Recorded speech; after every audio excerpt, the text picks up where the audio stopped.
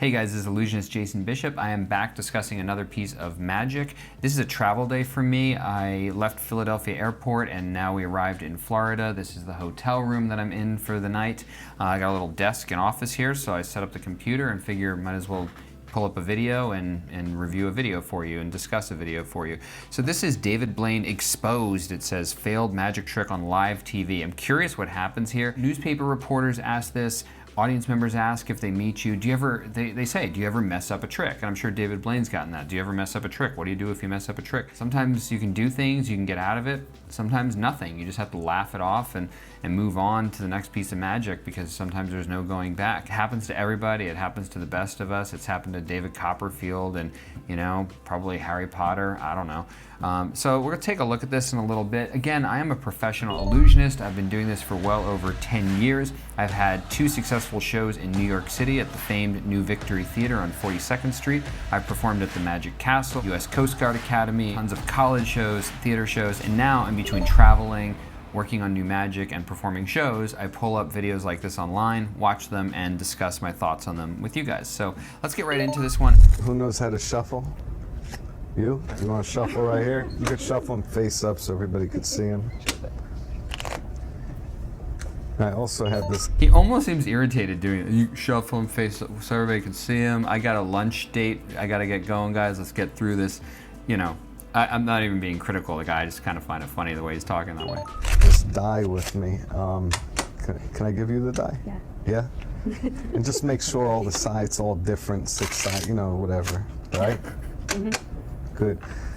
You're gonna roll it so no one can see it, and then you can turn it but hide it so no one can see, no reflection, nothing, and keep it hidden. And then what I want you to do is without letting anybody see, I want you to just peek the number on top but make sure no one can see.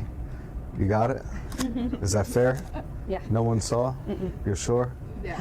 Okay, good. So now you're gonna keep that hidden at all times, okay? I'm gonna take this little group, and can you try to see one of the cards inside, not this one, if you can?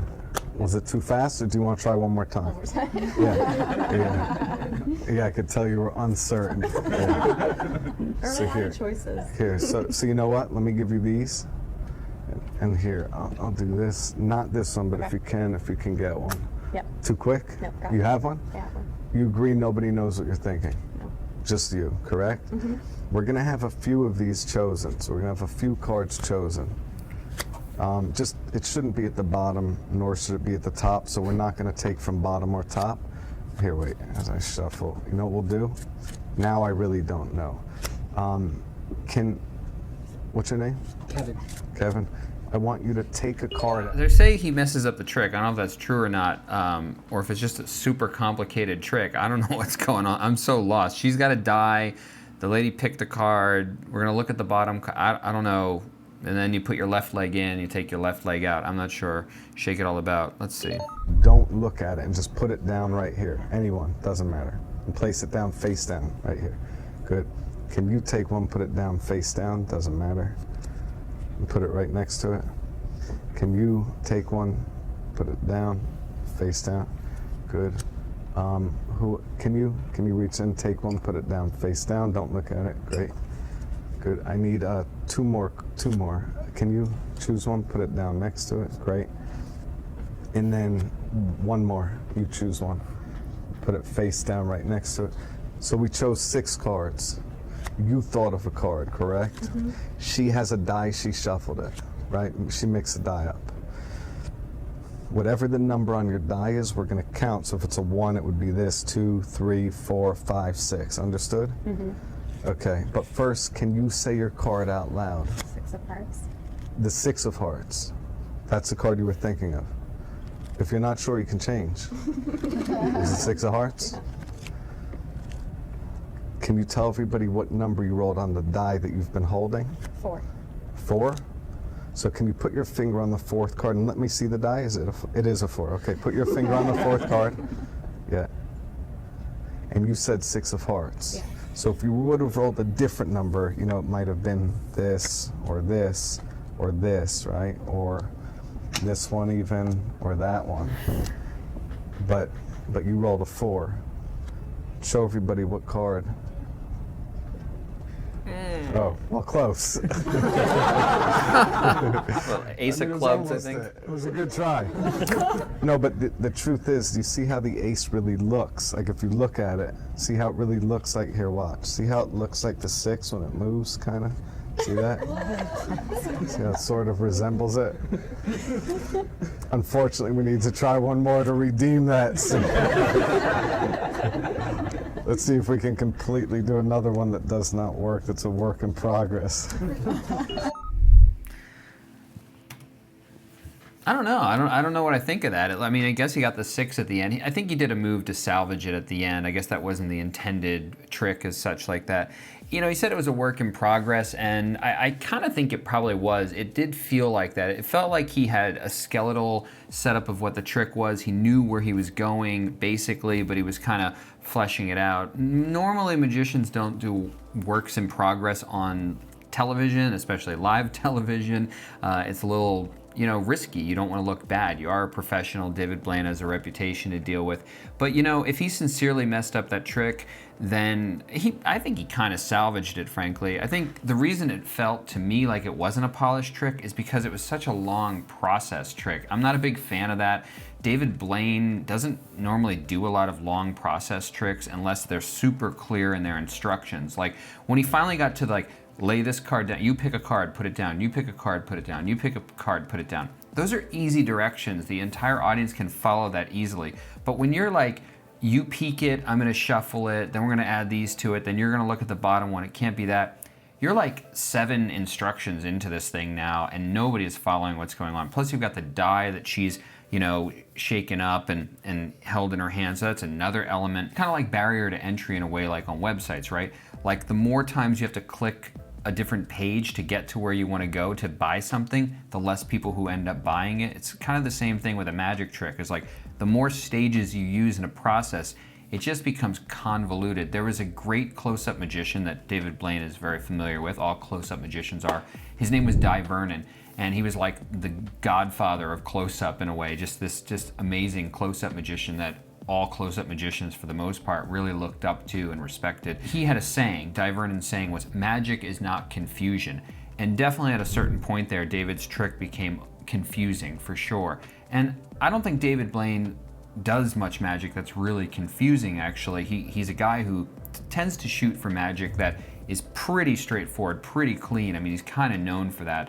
And that's why he freaks people out with it. I think the goal of this trick was pretty good actually, and pretty neat, and fits in with how he does magic that's really impossible, but the process just got really convoluted, and obviously he kind of got lost within it himself. Maybe he ended up discarding this entire trick eventually and not doing it at all. I don't know. He's done so much magic. I mean, that's something you have to respect about the guy.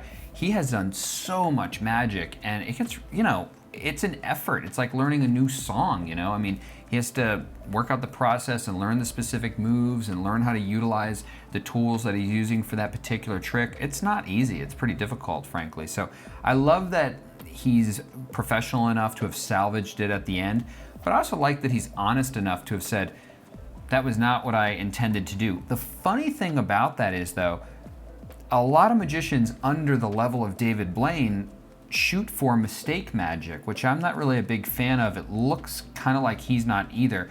And that's where you would do a card trick and then you get to the card at the end and it is the wrong card. You go, oh, I messed that up. But if you look under your seat, you know, there's your actual card. And it's like, why make it a mistake? Why don't you just make yourself in control of something? And, you know, I'll look at certain pieces of magic and go, oh, I'll do this as a mistake and then I'll rectify it in the end. But I usually just don't do that then because I don't like doing things that makes it look like a mistake. You don't go to see a great singer or guitar player or a pianist or a play or something where they, you know, emulate that they're making a mistake and then correct it to show how great they are later. It's a weird kind of thing. Obviously there was it a musical or a play? I think it was a play called The Play That Goes Wrong, something like that. I saw it on Broadway. It was freaking hilarious. Literally everything in the play goes wrong, and it's so funny. It's one of the best plays, but that's what they're going for. That's a very specific thing, and it's hilarious. It's a lot funnier than not finding somebody's card and then suddenly finding it, you know? So,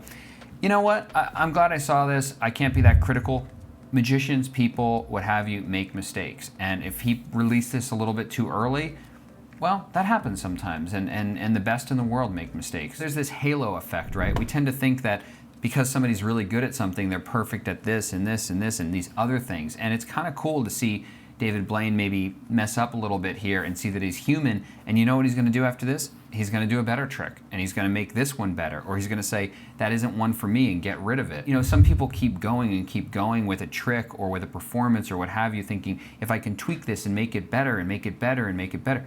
Sometimes you can't make it better. Sometimes the thing's just not that good. So you know what? Cut your losses, find something that suits you better, and move on to that. There's no harm in that at all. And David Blaine does that all the time. The guy's always coming out with new stuff and utilizing new magic, and he's an early adopter of new techniques and new methods in magic. And he's also a guy who will combine different types and techniques of magic into one effect, and they're very cutting edge sometimes. So it's definitely something for a lot of magicians to aspire to, and including myself, some of the approach that he takes in his magic for sure. So if you would like to learn magic, there is a link below in the description box. This is for Vanishing Ink. This is an online magic store where beginners, intermediate, and professional magicians go and learn magic, get new methods, get new techniques, download videos, etc. So if you're interested in that, you can click the link and peruse their magic there and see if there's anything that's of interest to you. That is an affiliate link. If you click it and buy something, then I do get